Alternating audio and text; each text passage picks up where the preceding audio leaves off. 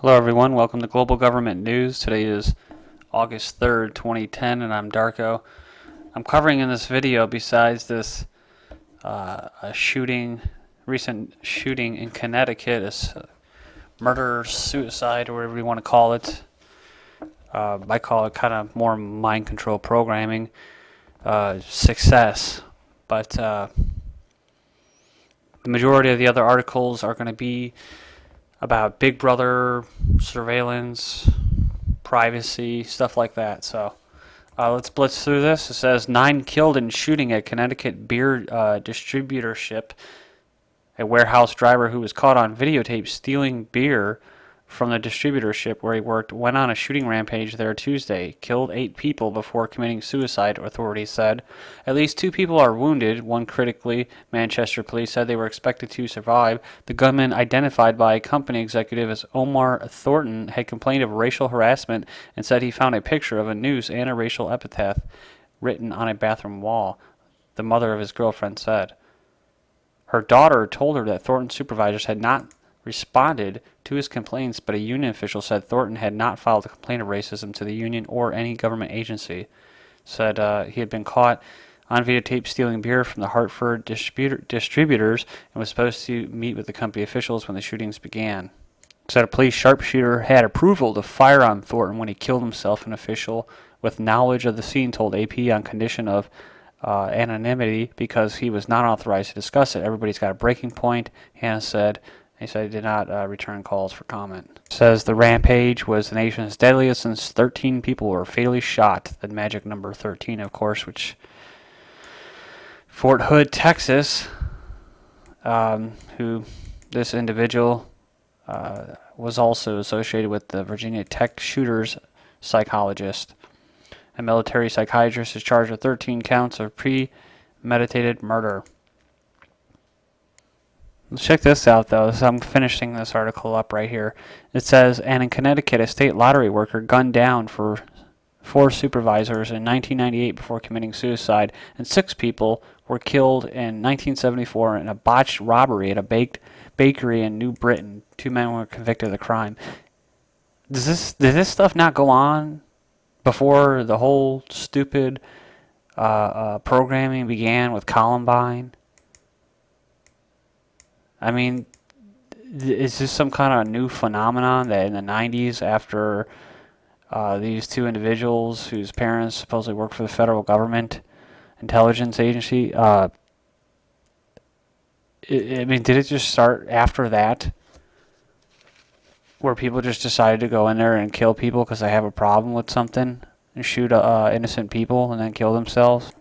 Now that we're done with that, let's move to Homeland Security. Secretary Napolitano, TSA Administrator Pistole launch.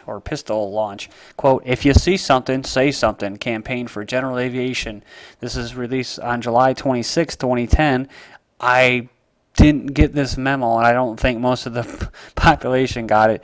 But it says, in Oshkosh, Wisconsin, Department of Homeland Security Secretary Janet Napolitano and the TSA launched 2 major enhancements to general aviation security. The general aviation components of DHS's nationwide, quote, if you see something, say something campaign, and a streamlined system for vetting passengers and crew on general aviation aircraft entering and exiting the U.S. through a single department-wide process. Quote, this new component, if you see something, say something, will enable general aviation passengers and crew to better recognize and report behaviors and indicators associated with new and evolving threats, Napolitano said.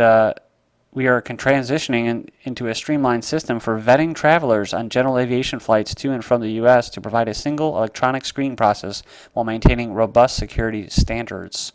I'm not sure if I'm interpreting that correctly, but the way I see it is a bunch of cattle going through little guided cattle gates.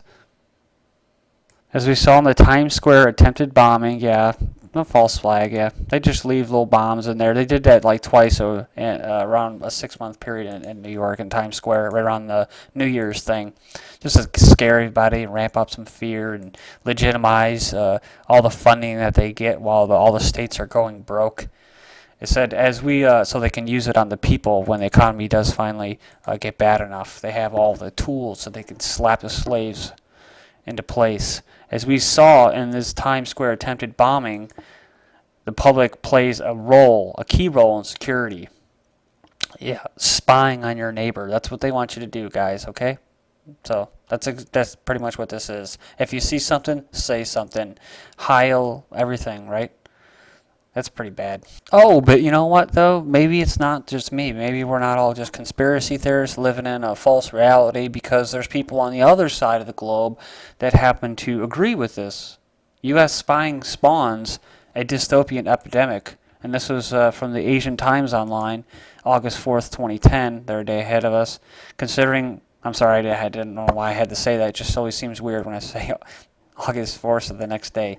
Anyways, considering revelations in recent years ranging from renditions, the overseas CIA prison system, torture during interrogations, and National Security Agency NSA wiretapping, aka warrantless surveillance, is it difficult to claim, a la Claude Rains in the movie Casablanca, that anyone is shocked to find the U.S. intelligence system so cumbersome that oversight is virtually impossible. And according to the Washington Post, reported last month in a 3-part series titled Top Secret America by Dana Priest, William Arkin, following a 2-year investigation, quote, the government has built a national security intelligence system so big, so complex, and so hard to manage, no one really knows if it's fulfilling its most important purpose, keeping citizens safe.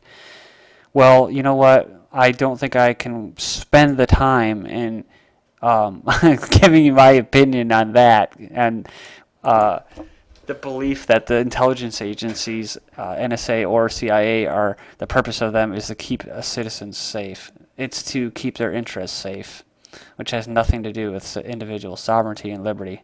Finish this up and we'll move on. The fact that the Post described a bureaucracy resembling the Ocean province of Airstrip 1 in George Orwell's dystopian novel 1984, a world of perpetual war and pervasive government surveillance that allows the party to manipulate and control the public, is just icing on the cake for those who relish irony. As always, the link will be posted to this article, guys. Please check it out. Really good article, man. It's long, but it's very, very, very in-depth. So please check it out. This next one, U.S. authorities able to tap BlackBerry messaging. August 3rd, 2010, the BlackBerry, renowned for security of its messaging, doesn't offer 100% protection from eavesdropping, at least not in the United States. The U.S. law enforcement officials said they can tap into emails and other conversations made using the device made by Research in Motion, as long as they have proper court orders. They don't need it. They tap your fucking phones. Excuse my language, I'm sorry, but I just was reading articles and a video the other day with the FBI. They're training. These FBI people are cheating on tests that are basically allowing them to question you and tap your phones and surveil you without permission.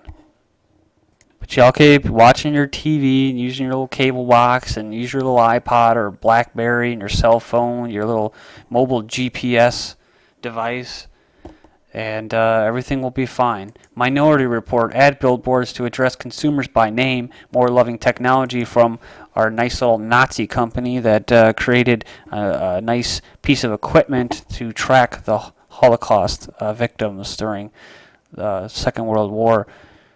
And it says, to show you down here, you can go check it out for yourself. Hi, Kate. Nice day for your convertible. And I guess there's a new Minority Report commercial that boasts this new technology. Moving along, August 2nd, 2010, Google Earth reveals pool violations. That's right. Some Long Islanders are not in hot water because of their backyard pools. It says officials say satellite images revealed about 250 pools whose owners never filled out the required paperwork. You got to pay the state, slaves. But some privacy advocates say the use of Google Earth to find swimming pools reeks of Big Brother. August 2nd, 2010, AT&T, Verizon want to replace your credit cards with an RFID chip that you can use as a credit card. Guys, this is one step closer to the chip in your hand that you swipe on the little debit machine. It's called conditioning. Google and CIA plow millions into huge recorded future monitoring project, July 29th, 2010. Shadowy spy group building dossiers on internet users for Fed. Project Vigilant, a new face of total information awareness, goes public from August 3rd, 2010. Thank you for joining me in this Big Brother news segment. Take care.